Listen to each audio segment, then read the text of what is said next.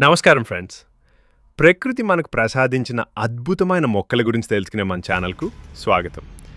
ఈరోజు మనం సముద్ర తీరాల్లో ఇసుక తిన్నెలపై పచ్చని తివాచీలా అల్లుకుపోయే ఒక అద్భుతమైన తీగ మొక్క గురించి తెలుసుకోబోతున్నాం. దీని ప్రత్యేకతలు, పేర్లు మరియు ఆశ్చర్యపరిచే ఔషధ గుణాలేంటో ఈ వీడియోలో క్లియర్‌గా చూద్దాం. మొదటగా దీని శాస్త్రీయ సమాచారానికొస్తే దీని సైంటిఫిక్ నేమ్ ఐపోమియా పెస్కాప్రా. ఇది కార్న్వాల్లేసి కుటుంబానికి చెందింది.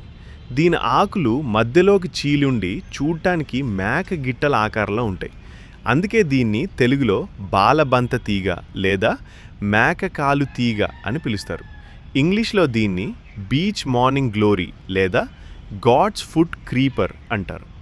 ఇక దీని ఔషధ గుణాల విషయానికి వస్తే సాంప్రదాయ వైద్యంలో ఇదొక సంజీవని అని చెప్పాలి.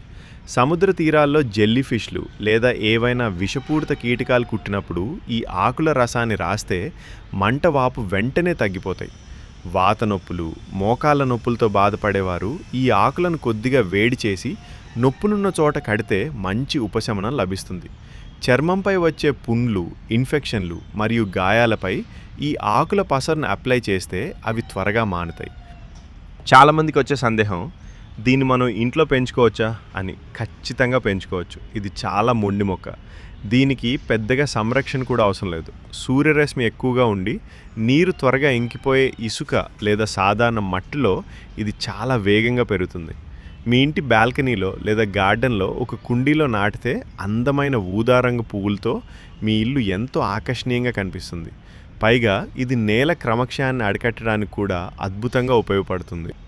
చూశారుగా ఫ్రెండ్స్, సముద్ర తీరాల్లో పిచ్చి మొక్కలా కనిపించే ఈ మేకకాల్ తీగలో ఇన్ని ఔషధ ప్రయోజనాలు ఉన్నాయన్నమాట. ఈ సమాచారం మీకు నచ్చితే వెంటనే వీడియోని లైక్ చేయండి, మీ ఫ్రెండ్స్తో షేర్ చేయండి. ఇలాంటి మరెన్నో ఆసక్తికరమైన వీడియోల కోసం మన ఛానల్ని ఇప్పుడే సబ్స్క్రైబ్ చేసుకోండి. Thank you for watching.